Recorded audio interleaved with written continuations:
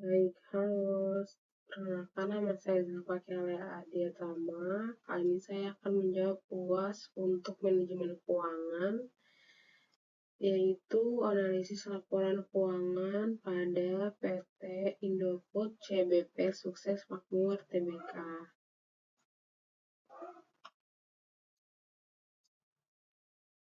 Periode 2023-2024. Masuk ke yang pertama, yaitu profil perusahaan.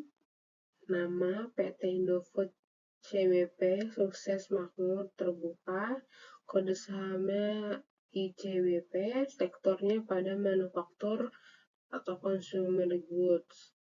Divisi bisnis utama ada mie instan, dairy atau susu, snack food, dan lain-lain. Keunggulannya yaitu memiliki brand equity yang kuat dengan merek ternama, skala ekonomi yang besar dalam produksi dan distribusi, inovasi produksi yang berkelanjutan, jaringan distribusi luas mencakup seluruh Indonesia, integrasi vertikal dalam rantai pasokan.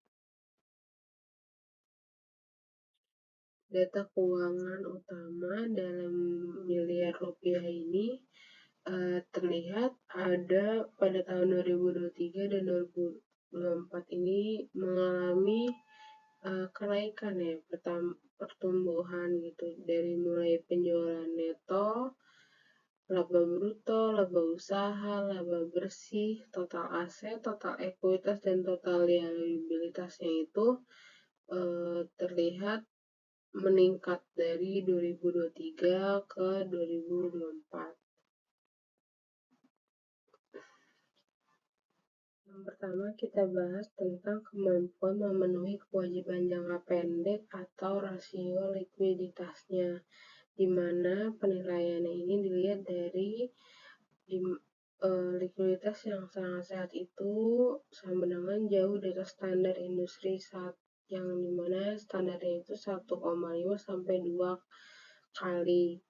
Nah, setiap 1 rupiah kewajiban itu dijamin oleh 3,22 aset lancar, itu untuk di tahun 2024, yang dimana berarti semakin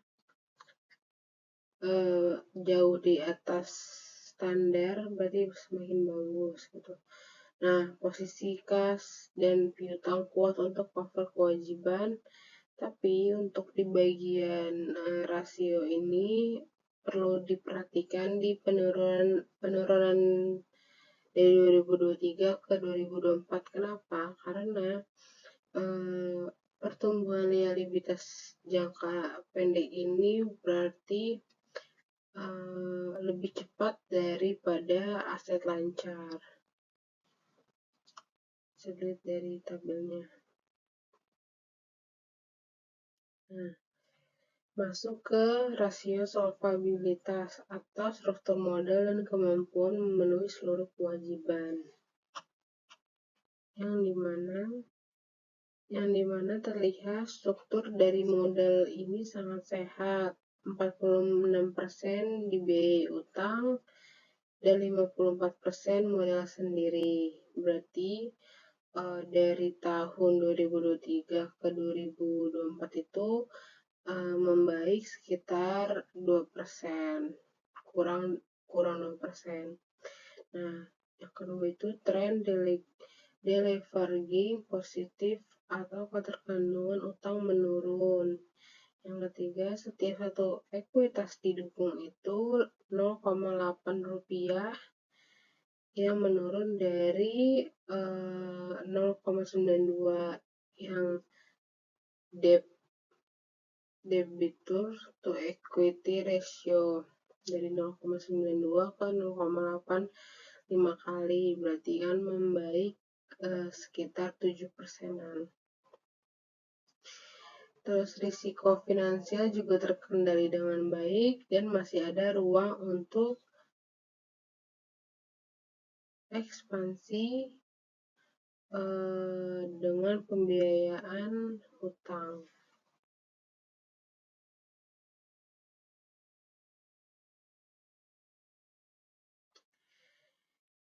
Rasio profitabilitas yaitu kemampuan untuk menghasilkan laba atau keuntungan.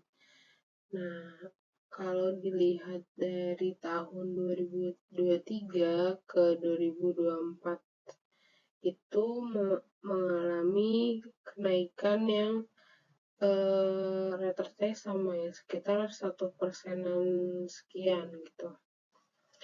Nah, dari tahun 2023 ke 2024 ini dari gross profit margin, operating profit margin, dan net profit margin itu mengalami kenaikan dan dapat disimpulkan untuk return of asset-nya itu membaik sekitar 16,89%. Untuk return of equity-nya juga membaik sekitar 12,5%. Nah, semua rasio atau profitabilitas ini meningkat yang sangat signifikan ya, karena dilihat dari efisiensi operasional yang luar biasa, kontrol biaya juga baik, dan return pemegang saham yang meningkat. Jadi yang memegang saham ini tuh makin banyak gitu. Masuk ke rasio aktivitas, yaitu efisiensi dari penggunaan aset, di mana total aset turnover dan fixed asset turnover ini membaik. Dilihat dari efisiensi penggunaan aset yang meningkat, di mana setiap rupiah itu lebih produktif. Fixed asset juga turnover naik signifikan sejauh 10,98%, dan di mana kapasitas produksi itu dimanfaatkan dengan lebih optimal. Untuk utilisasi aset juga seperti pabrik, mesin, peralatan, dan lain-lain itu semakin efisiensi digunakannya. Lalu wajar untuk industri juga padat modal, yang dimana industri manufaktur itu pastinya banyak ya modalnya, seperti JBP ini gitu.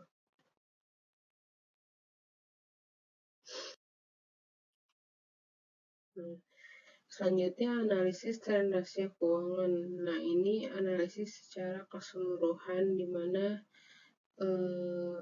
perbandingan antara tahun 2023 dengan 2024 ini secara keseluruhan itu sangat positif. 9 dari 11 rasio membaik, yang dimana profitabilitas itu naik yang signifikan, struktur modal sehat, dan efisiensi juga meningkat. Nah, dilihat di sini yang tadi ya, current rasionya itu sedikit mengalami harus ada perbaikan karena minus 8%, dan debt rasionya naik, net profit margin juga naik, ROA juga naik, dan ROE naik, fixed asset turnover juga naik.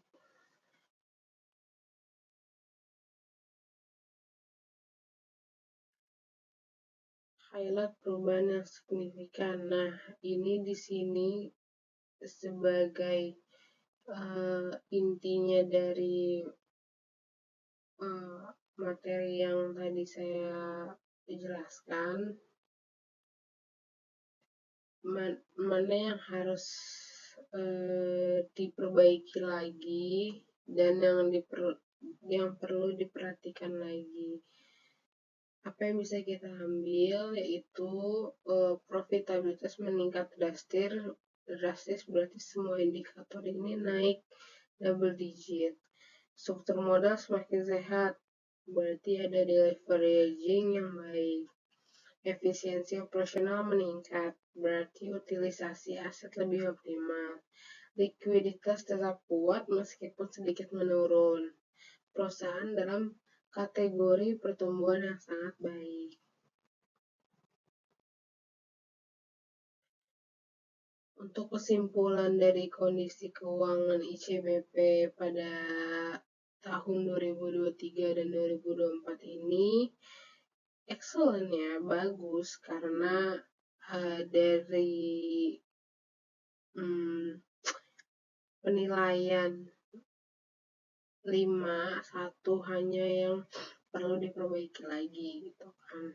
Nah, kekuatan utamanya itu tadi profitabilitasnya baik, struktur modalnya sehat, likuiditasnya kuat, efisiensi operasional meningkat, dan return pemegang saham yang membaik atau meningkat. Prospek ke depannya gimana nih pertumbuhan bisnisnya yang berkelanjutan, ekspansi pasar dan investasi strategis dan melebar ke semua kancah ya. Dan resiliensi tinggi hadapi tantangan, peningkatan nilai pemegang saham, outlook yang didapatkan berarti positif gitu. Nah, rekomendasi untuk investor ya. Yang pertama itu pilihan investasi yang menarik dengan fundamental kuat dan tren positif konsisten yang diketahui ya untuk para investor entah memakai saham apa, platform saham apa, bisa dicek tren dari beberapa tahun ke belakang, apakah ICBP ini bisa di hold sampai tahun-tahun berikutnya atau tidak. Tapi kalau dilihat dari analisis yang aku lakuin, maksudnya itu ICBP ini cukup fundamental untuk didapatkan seperti dividen atau hal lainnya. Jadi seperti menabung lah gitu. Lalu untuk kreditor itu kemampuan sangat baik memenuhi kewajiban dengan struktur modal sehat dan likuiditas kuat. Untuk manajemen, pertahankan momentum profitabilitas ini bikin ICBP ini semakin meningkat dan memperbaiki yang perlu diperhatikan tadi. Memonitor liabilitas jangka pendek dan optimalisasi utilisasi aset.